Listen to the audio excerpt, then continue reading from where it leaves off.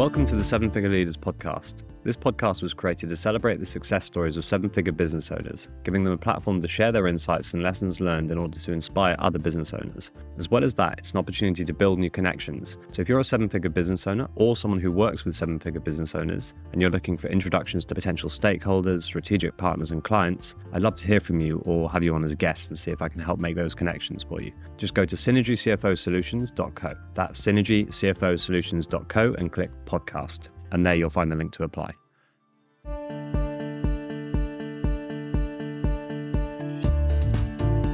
Welcome. And today we've got Darryl Bates-Brownsword, founder of Succession Plus. Welcome, Darryl. Hey, thanks, Tom. Thanks for having me on the show. Looking forward to this one. Yeah, pleasure to have you. So I guess best place to start, why don't you give us a little bit of background into kind of where you've come from and where you are today? Judging by the grey hair, you can see that can be a really long story. So you might pick by the accent that English is a second language for me. I grew up in Australia and I still struggle with the language. I moved to the UK about halfway through. So I moved over like a lot of Aussies do, just to come and live here and enjoy England for a couple of years. I did that in 2005. So I had a one-way ticket and fully expecting to just come over here for a couple of years with the family and give them a bit of an experience, but we're still here. So there's my background from growing up and picking the accent. What do I do? Well, I started my career, my first career, I did as a mechanical engineer. I finished uni, classic young fellow, went to uni, was good at maths and science, and I got involved in engineering and worked in power stations and big heavy plant and equipment and loved it. But I wasn't really good at the detail, if I'm honest. And I like getting involved in the strategy work. And this is at a time, where was it? It was the late 80s, early 90s, in the 90s. And Australia was similar to the UK.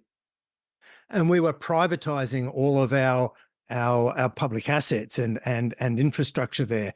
And we had these consultants, management consultants coming in, and they were doing some fairly clever stuff. And it just attracted me. And I liked the idea of working on strategy. So I left and got involved in management consulting. And I was in Adelaide, and Adelaide is a smaller town. I guess similar if we're looking at the UK, a bit more like Exeter or Plymouth, perhaps. So yeah, you got Sydney and Melbourne and the big cities, and then you sort of got Adelaide as a smaller city. A lot of awesome wine grown in Adelaide, so I'm very parochial about that. But Adelaide, we were just doing the management consultant, competing with all the bigger companies. And I completed my MBA, and I said to the guys that I was working with, we should really be focusing on all the SMEs here in Adelaide. We've got all this corporate knowledge and all this stuff we take for granted, but we should be applying it to the SMEs because we can really make a big difference to those guys. They said, it'll never work. And I was in my 30s at the time and young and dumb and didn't know any better. So I didn't want to die wondering. So I went out and gave it a crack. And I said to my wife, I said, look, give me a year. If I can't make it work after a year, I'll go get a real job. And I haven't had a real job since. I've been working with SMEs, with coaching and helping them grow and build stable, sustainable businesses. And in the last few years, in 2019, we set up Succession Plus in the UK, purely dedicated to working with all those SMEs to help them prepare for exit. I saw just too many business owners building their business and getting it to the stage of, hey, look, I'm ready to go. And they would just build it and hopefully build it to a size where someone would come and tap them on the shoulder and go, hey, look, I want to acquire your business. And they thought that was a great idea, but they weren't prepared because it came unexpectedly, even though they were hoping. The business wasn't ready. So the only way they could complete a deal was if they had to agree some sort of earnout arrangement. And I just saw that all these business owners have built a fantastic, awesome business and profitable and everything, but to get the deal over the line, because of their involvement and daily, and it wasn't structured and as remote control, if you like, as it could have been, the buyers were saying, well, this is a great business, but I need you involved for the next couple of years to make sure that I get the advantage of everything that you've built in the business and I unpack your head. And I just saw that so many business owners were agreeing to these earnouts, but never completing them. And so that's what led to Building Succession Plus. So going, look, what we need to do is work with them for 2 or 3 years prior to them any anticipated exit, or the sooner the better, really. Get them set up so that they'll get through due diligence. And the frame up is, well, let's work the earnout while you still own the business. Let's do all of the work that you would normally do during an earnout while you're still in full control and you own the business and you're quite happy with the boss and you're happy that the boss is running the business the way it should be. And you've got full control. Do the earnout then so that when a deal is done, you won't have to work an earnout afterwards. And there's my long introduction. And so if you ask any more questions, we're going to be doing this for an hour and a half. So what's an earnout for anyone who's not clear on that? Great question. So an earnout typically comes about when a business owner wants to sell the business, or someone's interested in acquiring the business, and they come and have a look. And the buyer says, we think your business is worth X. And the owners of the business go, well, I think it's worth Y. I think it's worth a bit more than that. And I'm not going to sell it unless we can get a bit more money out of it. And the buyers are interested and they're attracted to the business and they like it. And they'll often come up with a deal and they'll go, well, we'll help you get some more money out of this. We'll give you this much up front, but you need to be involved in the business for the next 2, 3 years or longer. And based on you achieving the results, or based on certain criteria being met, they agree a certain criteria, and you running the business and achieving those results over the next 2, 3, 4 years, what have you, will pay you additional funds. That all sounds good in theory, and on paper it looks magnificent, and based on past results, it should be really achievable for the business owners. What they don't take into account is that the owners or founders of the business are used to running the business on their own and doing it their way, and they're in control. Someone buys the business, they're now calling the shots. And business owners are, well, let's say confident people at best. And they know how things need to be done. They know what works. And when someone else comes in and does it differently, well, to their business, their baby, they just go, well, yeah, we're not happy with that. That's not working. And just too many times, well, that's what happens sometimes, is they just can't work for someone else. But also what happens, and I've had a lot of people on my podcast where people have come in and they've shared stories and have gone, well, my job is, once we bought the business and agreed an earnout, was to make sure that we moved the goalpost so that they couldn't achieve the earnout. So what business owners need to be aware of is whatever money they get up front is the only money they can count on. Anything else is then just cream or a bonus. So earnouts for entrepreneurs are like oil and water. They just don't mix. Everything is just too much of a risk. If you want to have that successful exit, if you need that a certain amount of money on exit, you're looking for that goal, you got to make sure that you get that up front, or whatever, following on payments are not at risk. They're just delayed payments rather than payments that are at risk. So that's an earnout. That's an earnout. Okay, great. So you talked about business owners starting to prepare years in advance. So let's say I'm a business owner. I'm doing 5 million revenue, 500 grand EBITDA. I've been running this thing for 30 years. It's an engineering business based in London, and I want to sell because I'm approaching my whatever 58th birthday, and I want to get rid of it and move on and do something else in my life. What do I need to do? So 58, I'm going, well, look, if you're 58 and I'd be asking a number of questions and going, what are your goals and aspirations? Because one of the things that is common amongst business owners, and like what you just described, they've been running the business 10, 20, 30 years. They've invested a lot of their identity in their business, and their business is like their baby. Like, I am the business. My name's on the trucks, or it's on the wall, or what have you. The business is me. I'm known. My ego, my reputation around town is based on me heading up this business and how successful I've been as a business owner. So we need to work with them on what they're moving on to, because things will change once they exit their business. They need to be familiar and comfortable with what they're moving on to. Business owners are visionary people by nature. And they needed some sort of vision and energy to get started on a business. So they need to know what they're moving on to. I've just seen too many deals stall because the business owners, they just don't know what they're moving on to next. And their identity is attached to the business, and they get stuck and they can't move out. So the first thing we need to do is get clear on their goals and aspirations for the exit, what's going to happen to the business, and what they're moving on to. We need to figure out if they have any ideas or perceptions around the valuation they want. A lot of business owners say, my business is worth this much. So we need to start and go, well, let's figure out what your business is worth today from a buyer's perspective. And and I know that valuations are, they're just a starting point, but we need that starting point. You also need to go, well, let's see if that starting point valuation, benchmark, ballpark valuation is about right. That's going to meet your needs. If it is, fantastic. We can go on with just the getting all the I's dotted and the T's crossed from a paperwork perspective. If it doesn't meet the benchmark, we go, okay, so let's have a look what the valuation is today. And if you were fully prepared for exit, would that new valuation, or by getting benchmark profitability and getting all of your assets and your intangible assets tidied up, would that then create a valuation that meets your needs?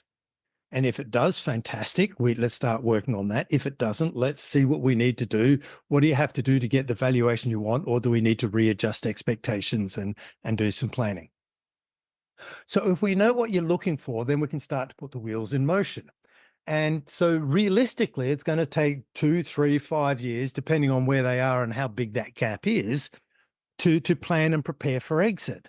So you've really got to do the groundwork. So if you're thinking 58 and he wants to retire 63, 65, or leave the business, I shouldn't say the retire word, because people just don't retire anymore. They just move on to other stuff. They move on to onto new projects. So we need to figure out what they're going to do next, what funding they need to make that happen, and how they want to exit their business, and what they want to happen to the business, and what they want to happen to the employees of the business. And then we can put all of those moving parts together to get a plan. Ultimately, we've got to make sure that the business is exit ready, when the owners are ready for exit, and the numbers have got to work. And if we get all those three things happening, then we've got a successful exit. Right. So a route that I thought you were actually going to go down, you went down a different one. Okay. Talking about businesses not being sellable, and it depends where you look and where you get the stat from, but 80 to 90% as a general guide end up not selling. I think you went down a really interesting route, which is that actually a lot of business owners think they want to sell, and when it comes to it, they realize that they can't because they've got nothing else to do, or they're not planned for that emotional feeling, getting rid of their baby. So what are the reasons that businesses actually don't sell? Say I'm that 58-year-old business owner who does want to sell their business, but I can't. Why can't I? Well, and why do I need to do that preparation for the 2 to 3 years prior to the point where I do want to sell? Yeah, it's a great question. It's probably the most important question to ask, Tom. You're absolutely right. 80 to 90% of businesses, the SME business owners or privately held businesses that go to market don't sell. And we know about stats, but the source of that statistic was achieved by some research by the American Association of Business Brokers. I've seen the report, I've seen it in print, I've seen the research, so I know it's a solid stat. It's not one of those 80% of stats are made up. And so if we go back and say 80% of businesses fail to sell, that means only 1 in 5. So if there's anything we can do to just change that one stat, I'm a happy guy. Now, what do we have to do to change the stat? And of those 20% that do sell, that includes those with earnouts. So I reckon I'm with you. That number changes to 90% of businesses don't have a successful sale. 10% have a successful sale because half of the earnouts don't work. Hopefully that I've kept that logic there. Now, why are they not sellable? I think is the question you're looking for. Well, business owners are control freaks, right? So if business owners are control freaks, that means they want to touch everything in their business. It feeds the soul. It makes them feel good. They know that no one can run the business like they can, and it's their hard work and graft that has made the business what it is today, which is awesome. But it makes them incredibly busy. It makes them incredibly stressed and tired, and it means they're touching every single point of the business. Now, when the business depends on them so much, and we've perhaps heard the term owner dependence out there, when businesses depend on their owners so much, that's a massive risk to the buyer because the buyer says, I want to buy your business. Oh, hang on a sec. You're involved in every decision. Everything's in your head. It's run by your memory. If you want to go, or you get hit by a truck, even worse, the business falls apart, but because it requires you to be involved in everything. That's why I want you to be involved in the business for the next 2 years. It's an earnout, or hang on, it's just not even sellable. There's also a number of businesses out there where let's say the financials aren't as clean as they could be. And you hear stories of, look, trust me, the business is going to be like this. It'll generate these sort of results. Now, if we want a buyer to spend 5 million or even 1 million to 2 million on our business, and based on trust from someone they've never met, you're dreaming. There's no way that they're just going to put that amount of money up or get their funders to fund that amount of money based on a promise, honest gov, it's all right. It's going to bring the money in. It's all cash, know what I mean? And so we've just got to raise the awareness that if you're doing stuff like that and your financials aren't as clean as they could be, that's going to massively affect the sellability of your business. Now, people are going to come and value the business based on the record keeping and the results of what they see and what they can measure and what they can attribute. So there's one reason why a business is not sellable. There are other reasons that some businesses, I reckon businesses, my benchmark that I use is that a business under $1 million revenue is pretty much a lifestyle business with 8 or 10 helpers. Because when you've got $1 million in revenue in modern sort of businesses, it's one-ish owner and a number of helpers to get up to there. And the span of control as the business owner with all of those helpers, it typically means that they've employed people at a much lower salary than they're paying themselves. So there's a big skill gap, which means it is a lifestyle business based around them, very profitable lifestyle business, making good money, but it's just not sellable, or not sellable at a great amount. You're not going to get a big windfall from it. But if you're aware of this and you go, look, it's just too hard. I don't want to scale it bigger than myself. I've just seen all the nightmares. It's stressful enough as it is. I haven't figured out how to scale it and recruit and install a management team to take on the burden and build a structure around that. That's not a problem. Just keep running the business the way it is, keep it at that size, extract all of the money during, and top up and make sure that you've got enough funding to fund life for your next life after work or whatever you're going to do after that. Just make your exit planning, go down that route, and realize that you're not going to have a big sale day for selling your business, but then it doesn't come as a shock. And they're the things that, exit planning, if you know this in advance, there's no surprises, it's all good. And that's what we want to make sure happen. We don't want business owners to be, getting ready, getting to, that age where they're losing energy, they're stressed, they're working all the hours, and then have a massive shock that, they can't actually sell their business. And they were thinking that they were going to sell their business for a couple of mil and that was going to be their pension. Mm-hmm. So I know I've covered a lot of topics and sort of taken your question and expanded it a bit, but hopefully it's given you the sort of things and tips that you're looking for there, Tom.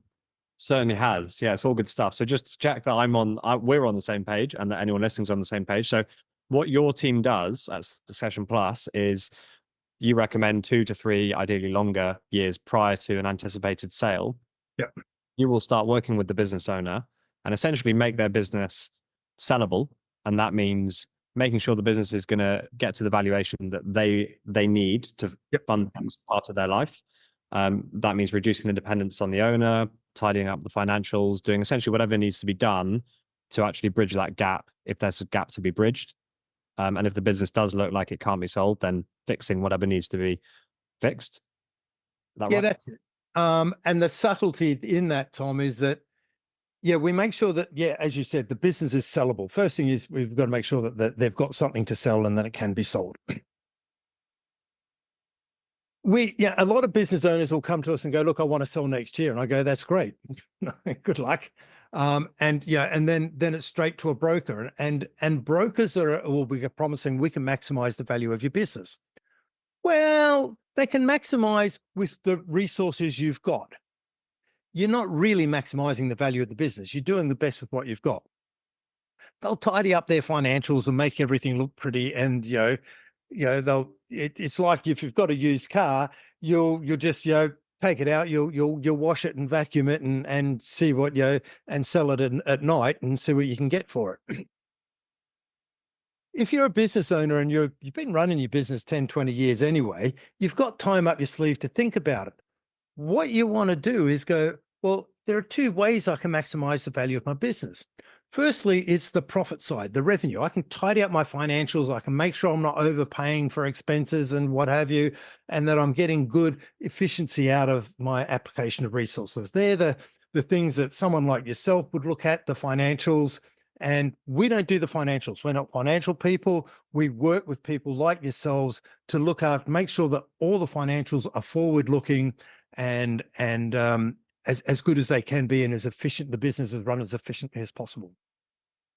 The other side of the valuation equation, after you've got the profit, and the profit can be tidied up, probably in 12 months, but if you've got a CFO type person working with you, you give them 3 years and they're going to do some magic with your profit and your financials, and then it's going to have a big impact.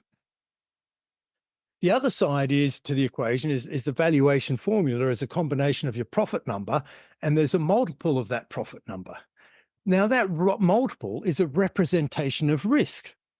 And what the buyer's assessing is what's the risk to that ongoing revenue continuing in the pattern or the growth trajectory or however that pattern of revenue and profit looks over the last 3 years. What's the risk to that continuing on that trajectory once I acquire the business? And if it's a high risk or high likelihood of that continuing, they'll pay a higher multiple. And if it's a low risk, they're going to pay a low multiple of that revenue. And multiples to your profit number can be anywhere between 3 and, well, massive numbers. But let's just say that 5 to 7 are the common, depending on industry and what have you, and size and scale.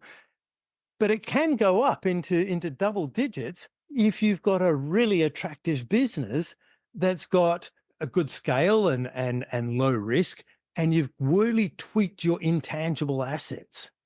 And your intangible assets are things like what is your revenue constructed of? Is it all contracted? Is it subscription?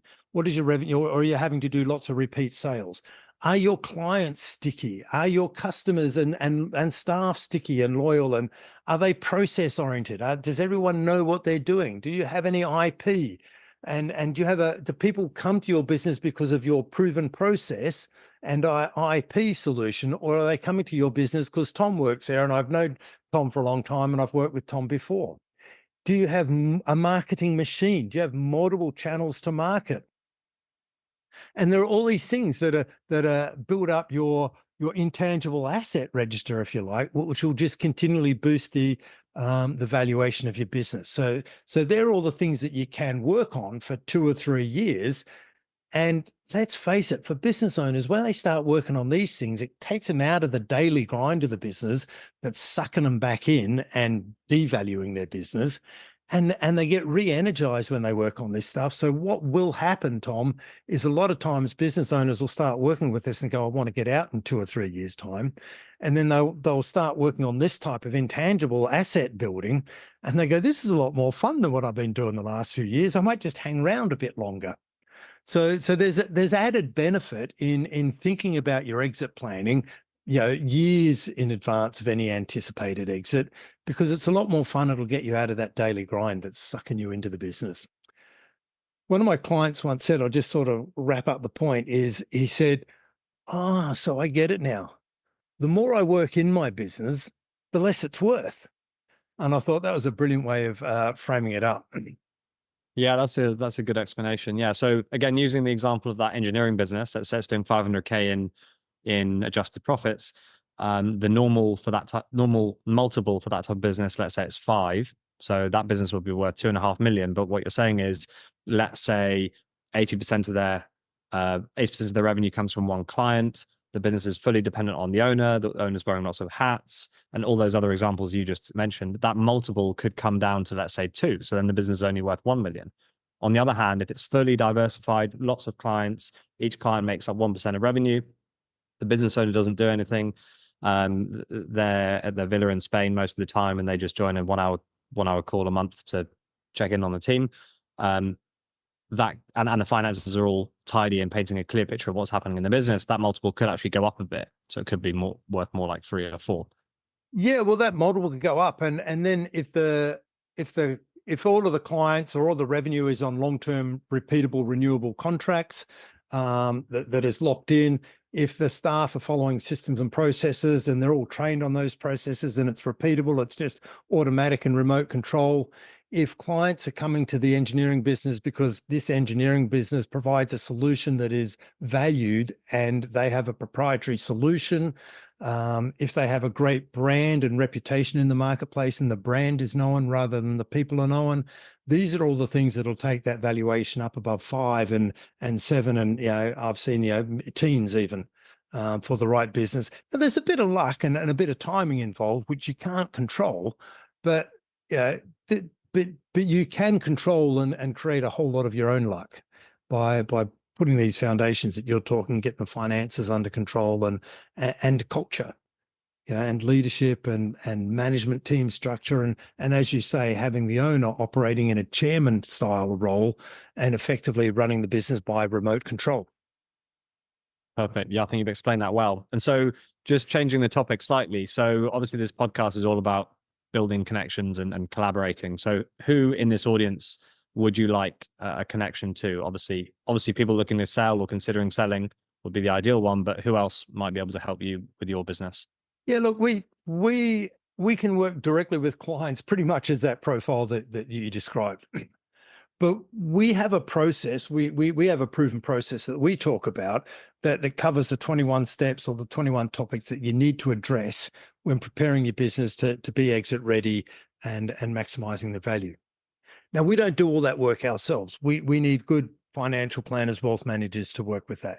We need the right sort of lawyers with commercial corporate lawyers that have done deals before across a number of different industries, because getting those people with the right industry experience really makes a big difference. We need people like yourself. We need CFOs who are in there working fractionally with businesses who are going, let me get all of the tangible stuff under control, on all the reporting and on the KPIs and the monitoring and the funding organized. But let's get you guys in to work hand in hand and working on boosting the intangible assets.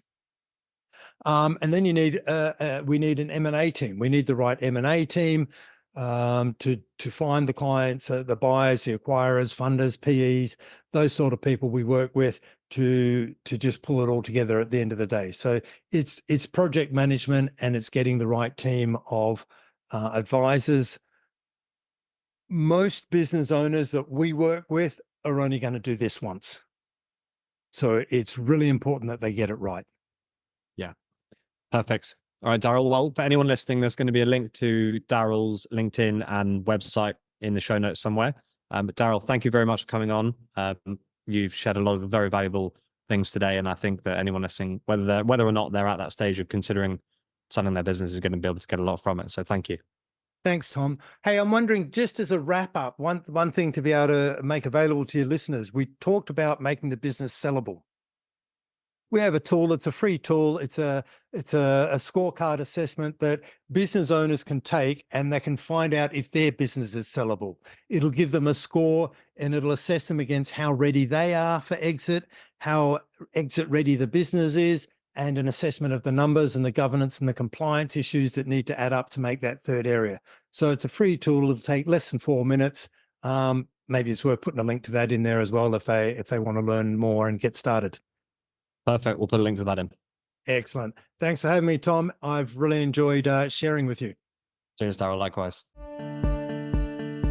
Thanks for listening. As I mentioned at the beginning of the episode, this podcast was created to celebrate the success stories of seven-figure business owners, giving them a platform to share their insights and lessons learned in order to inspire other business owners.